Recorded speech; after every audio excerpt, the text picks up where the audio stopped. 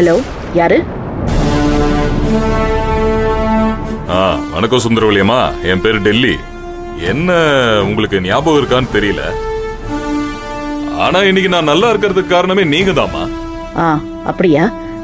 இல்ல சாரிங்க, எனக்கு ஞாபகம் வரல. இப்ப ஆவடியில உங்க ஃபேக்டரி இருக்கிற இடத்துல இதுக்கு முன்னாடி கிட்டத்தட்ட 1000 குடிசைங்க இருந்துச்சு. அதை எல்லாத்தையும் ராத்திரியோட ராத்திரியா அடிச்சு நொறுக்கிட்டு மொத்த கும்பலையும் அங்கிருந்து விரட்டி விட்டு அந்த இடத்தை கிரயம் பண்ணி கொடுத்ததே நான் தாமா. ஓகே ஓகே, நீங்களா? எப்படி இருக்கீங்க?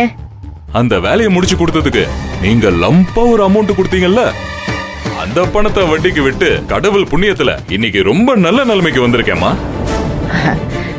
சந்தோஷம். எப்பவுமே எனக்கு உங்க மேல மதிப்பும் மரியாதையும் நிறைய உண்டு. அதோட அதிகமா நன்றி விசுவாசமும் இருக்குமா. அதனாலதான் ஒரு விஷயத்த சொல்றதுக்காக உங்களுக்கு போன் பண்ணேன். இத உங்க குடும்பத்துல இருக்கிற எல்லாரும் கேட்கணும். போன ஸ்பீக்கர்ல போடுமா? சொல்லுங்க. நந்தினின்னு ஒரு பொண்ணு என்ன தேடி வந்து 2 லட்சம் ரூபாய் கடன் கேட்டுச்சு. நானும் ஒரு நம்பிக்கையின் பேர்ல அதுக்கு கடன் கொடுத்தேன். ஆனா அந்த பொண்ணு கிட்ட இருந்து பணம் திரும்பி வராது. நான் சும்மா விட முடியுமாமா? நீங்களே சொல்லுங்க. அதான் கூப்பிட்டு நம்ம ஸ்டைல விசாரிச்சு உட்கார வச்சேன். வாங்கின பணம் வரலன்னா நம்ம என்னமா பண்ண முடியும்? உடனே அந்த பொண்ணோட புருஷன் எங்க எல்லாரையும் அடிச்சு போட்டு அந்த பொண்ணை கூட்டிட்டு போயிட்டே இருக்காருமா. அதுக்கப்புறம் விசாரிச்சு பார்க்கும்போதுதான் உங்க மகன் சூர்யாவோட மனைவி நந்தினின்னு தெரிய வந்துச்சு. இந்த விஷயம் எனக்கு முன்னாடியே தெரிஞ்சிருந்தா நான் அப்பவே பணம் கொடுக்க முடியாதுன்னு சொல்லி அனுப்பியிருப்பேமா. இதுல எனக்கு என்ன கோவம்னா, தம்பி சூர்யா என் சைடுல இருக்கிற நியாயத்தை ஒரு வார்த்தை கேட்டிருக்கணுமா. அதை விட்டுட்டு வந்தாரு, அடிச்சாரு, நந்தினியை கூட்டு போயிட்டே இருக்காருமா. இதெல்லாம் என்னம்மா? வட்டிக்கு பணம் கொடுத்தா திரும்பி வாங்குறது எவ்வளவு கஷ்டம்னு உங்களுக்கு நல்லாவே தெரியும். பணம் தராத வீட்டுல யாரையாவது கூட்டிட்டு வந்து என் கூட வச்சுக்கிட்டு என்னோட பணத்தை வசூல் பண்ணுவேன். ஆனா இன்னைக்கு உங்க புள்ள வந்து நான் புடிச்சு வச்சிருந்த எல்லாரையும் கூட்டிட்டு போயிட்டாருமா. அதனால என் தொழிலே போயிடுச்சு. இதெல்லாம் நினைச்சு பார்த்தாலே என் ரத்தம் கொதிக்குதுமா.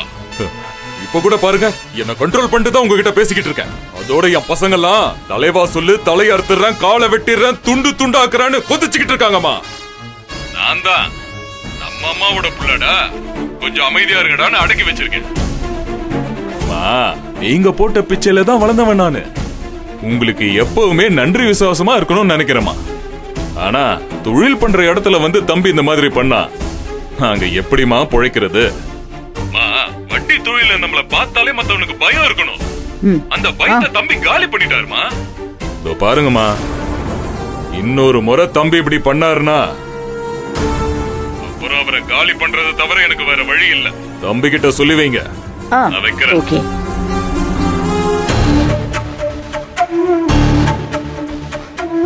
கேட்டுட்டு தானே இருந்தீங்க?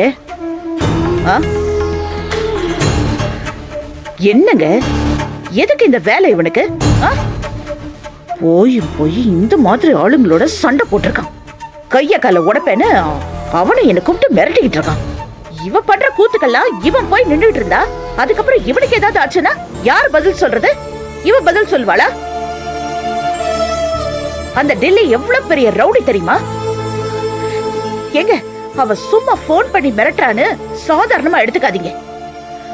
சரி, என் பையன் சூர்யாக்கு என்ன பிடிக்காதுதான். என்கிட்ட கோவமா பேசுறான், எனக்கு மரியாதை கொடுக்கல, எல்லாம் ஒரு பக்கம் இருக்கட்டும்.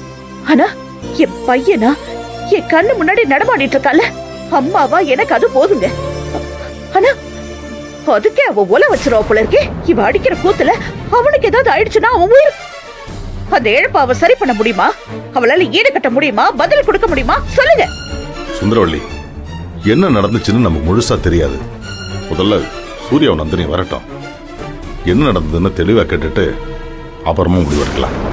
அப்புறம் முடிவுன்னு எப்பதான் முடிவு எடுக்கிறது? இப்படி பாத்துக்கலாம்னு என்னால பொறுமையா இருக்க முடியாது. இன்னைக்கு இப்பவே இந்த நிமிஷமே இதுக்கு ஒரு முடிவு கட்டி ஆகணும். நானா அவளான்னு பாத்துறேன். முதல்ல இந்த வீட்டுல நான் இருக்கணுமா இல்ல அவ இருக்கணுமான்னு முடிவு பண்ணிடுறேன். பாத்துறேன், முடிவு கட்டுறேன்.